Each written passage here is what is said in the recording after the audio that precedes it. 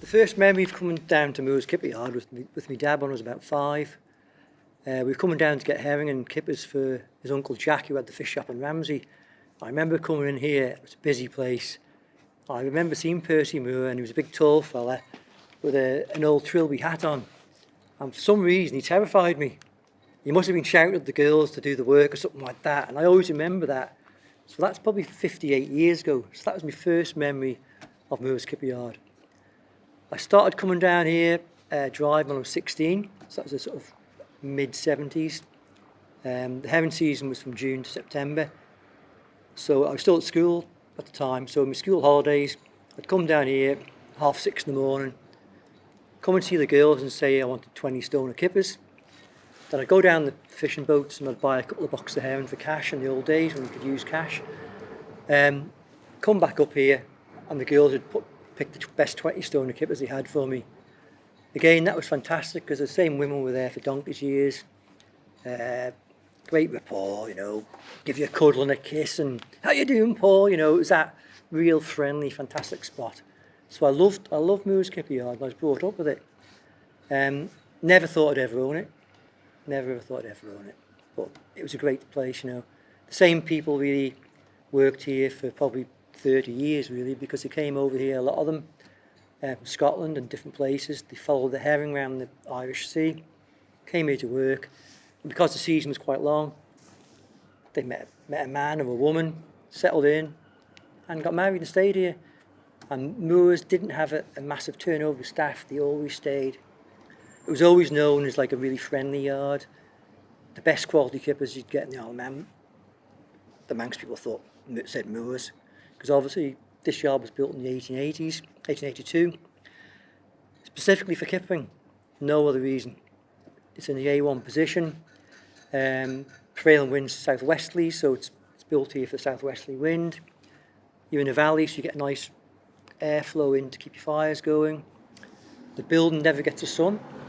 So in the 1880s, before refrigeration, obviously, if it was 70 degrees or 75 degrees in the summer outside, it was 55, 60 inside, which is a big thing, you know. And that was very clever people who designed this yard. Also, there wasn't running water in those days, so river next door, but we've actually got a well in here. So they use the water from the well. One of the smokehouses probably holds about 15 to 20,000 herring. So in the heyday, they could have 6 or 8 of them going. You're probably talking the 1880s, early 1900s. And I've been talking to old people, I'm talking years and years ago, and they said that there'd be 100 people working in this yard. You know, 100. In the 70s, maybe, I can only remember, I think about 15 or 20 here. But over the years, I've met so many people that worked in this yard. Not like 1 or 2, you know, 100, at least 100, maybe 200. And a lot of the local people working here 12 years of age. You know, and they were earning more money than the dad was. The dad maybe had a 9-to-5 job, but in the summertime here, they were earning a lot more money because the hourly rate wouldn't be brilliant, but they could be doing 80 hours a week at 14. You know, they'd finish at maybe 10 o'clock at night and they're back in at 4 or 5 in the morning. You know, in those days with no health and safety didn't exist. You know, people just worked, you know, this is what they want, they needed money. Now in the old days, when they're doing bulk, the women would come in here in the early morning. The herring auction was at 8.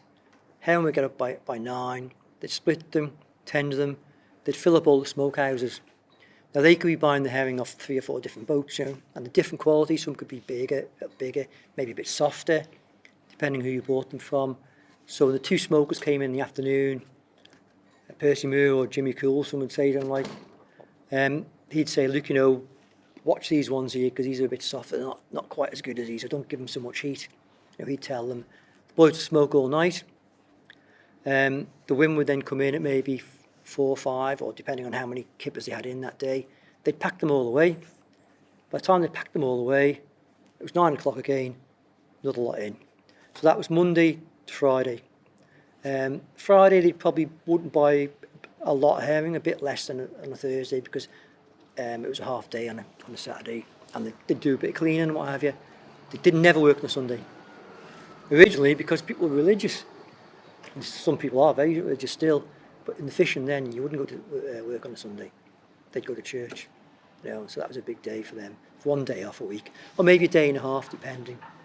They just clean up, get everything sorted out for the Monday and start the Monday. I've been involved in the fishing trade. Started helping my dad out in the fish shop at say 7 or 8, 63 now. So you do the maths. It's 50, over 50 years, 55 years I've been involved in the fishing industry really. I've loved it. I have. I've met some fantastic people. People come in this yard. They're so interested in the heritage and over the years in TT Week, Grand Prix Week, the same people have been coming back for 25 years, and a lot of them are friends now. They're actually not just customers. They come in and they'll make a cup of tea themselves, or give us a hand, or they've seen my little son grow up from 5, 6 years old down here now. He's a 28-year-old chartered accountant. They've seen him grow up over a period of time.